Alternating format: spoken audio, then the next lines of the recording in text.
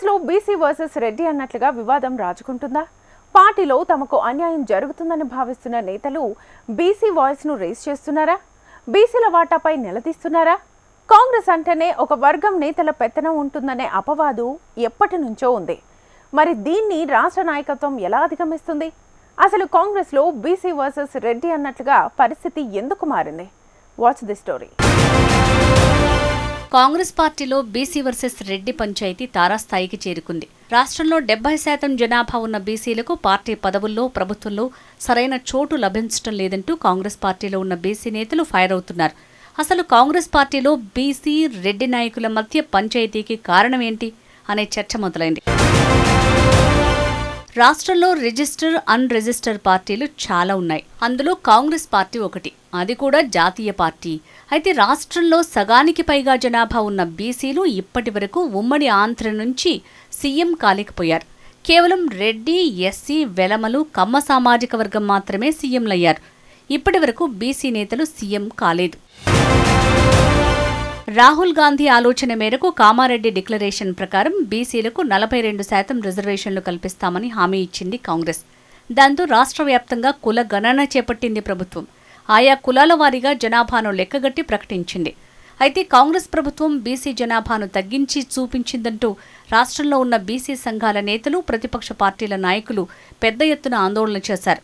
కాంగ్రెస్ పార్టీకి చెందిన ఎమ్మెల్సీ చింతపండు నవీన్ అలియాస్ తేన్మార్ మల్లన్న ప్రభుత్వం బీసీల జనాభాను తగ్గించి చూపిందంటూ నిరసన వ్యక్తం చేస్తూ కులగణన ప్రతులను తగులబెట్టారు. అటు సొంత పార్టీ నేతలు, ప్రతిపక్షాల డిమాండ్తో ప్రభుత్వం దిగివచ్చి సర్వేలో పాల్గొనని వారి కోసం రీసర్వేకు ప్రకటన విడుదల చేసింది. బీసీ కులగణనపై చట్టం చేయాలంటూ పెద్ద ఎత్తున డిమాండ్స్ రావడంతో ప్రత్యేక అసెంబ్లీ సమావేశాలు ఏర్పాటు చేసి బీసీ కులగణనకు చట్టం చేయాలని భావిస్తోంది ప్రభుత్వం. మరోవైపు జనరేషన్ అప్డేట్ అవుతున్న కొద్దీ జనాల్లో మార్పొస్తోంది. బహుజనుల కోసం పనిచేస్తామని చెప్తున్న కాంగ్రెస్ పార్టీ ఇప్పటి వరకు మెజారిటీ జనాభా ఉన్న బీసీ సామాజిక వర్గం నుంచి ఒక్కరిని కూడా ఎందుకు సీఎంను చేయలేదని ప్రశ్నిస్తున్నారు. బీసీ కులాల బహిరంగ సభల్లో మల్లన్న రెడ్డి సామాజిక వర్గంపై అనుచిత వ్యాఖ్యలు చేశారు. దీంతో రెడ్డి సామాజిక వర్గంలో ఉన్న నాయకులు అంతా తేన్మార్ మల్లన్నపై పోలీస్ స్టేషన్లలో కాంగ్రెస్ పార్టీ అధిష్టానానికి ఫిర్యాదు చేశారు. దీనికి తోడు మాజీ ఎంపీ అంజన్ కుమార్ యాదవ్ సైతం తనకు పదవులు రాకుండా అడ్డుకున్నది కాంగ్రెస్లోని 2 కీలక నేతలంటూ ధ్వజమెత్తారు. నన్ను ఎదగకుండా అడ్డుకున్నారంటూ 2 నాయకులపై ఘాటు విమర్శలు చేశారు. తీన్మార్ మల్లన్న, అంజన్ కుమార్ యాదవ్లు రెడ్డిలపై చేసిన వ్యాఖ్యలపై స్పందించారు జగ్గారెడ్డి. కాంగ్రెస్ పార్టీలోకి మధ్యలో వచ్చిన కొంతమంది ఇతర కులాలకు సంబంధించిన నాయకులు అవగాహన లేకుండా మాట్లాడుతున్నారని కొంచెం ఘాటుగా తిప్పికొట్టారు. కానీ ముందు నుంచి కాంగ్రెస్ పార్టీలో ఉన్న ఇతర కులాలకు సంబంధించిన కొంతమంది నాయకులు ఇటీవల మాట్లాడిన మాటలు మాత్రం కేవలం ఎమోషనల్గా మాట్లాడిన మాటలే తప్ప రెడ్డి సామాజిక వర్గం పైన వ్యతిరేకతతోనూ ఇంకో రకంగానూ మాట్లాడిన మాటలు కావని గుర్తించాలన్నారు.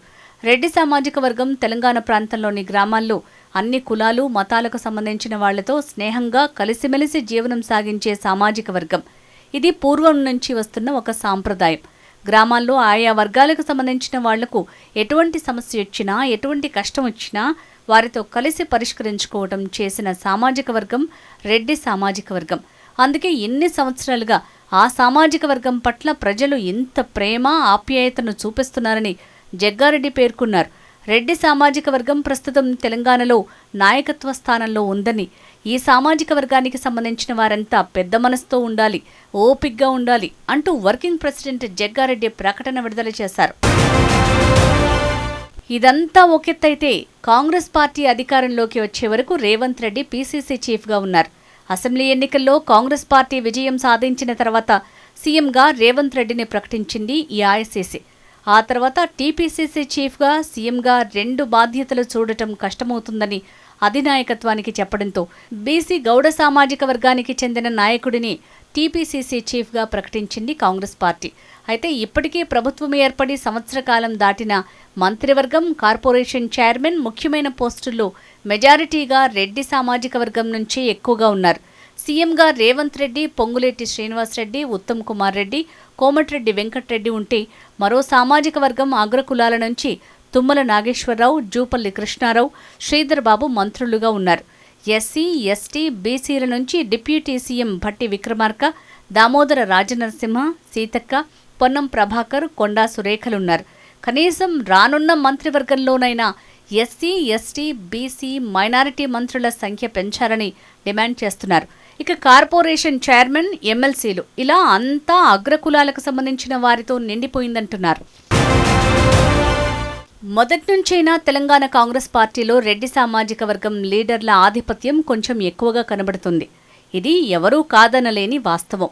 అయితే దళితులు, వెనుకబడిన వర్గాల కోసం పార్టీ అనేక సంక్షేమ, అభివృద్ధి పథకాలు తీసుకొచ్చినా రాజకీయంగా ప్రాధాన్యం దక్కడం లేదని ఆ వర్గం వారిలో ఎప్పటి నుంచో ఉంది. దీంతో పార్టీలో బీసీలకు సైతం సమప్రాధాన్యత ఇవ్వాలని కోరుతున్నారు. బీసీలను ఓటు బ్యాంకుగా మార్చుకోవాలంటే రెడ్ల పెత్తనం అనే అపవాదును తొలగించుకోవాలని చూస్తున్నారు. ఇటు పార్టీ, అటు ప్రభుత్వ పదవుల్లో ఇతర సామాజిక వర్గాల వారికి పెద్దపీట వేయాలని కోరుతున్నారు.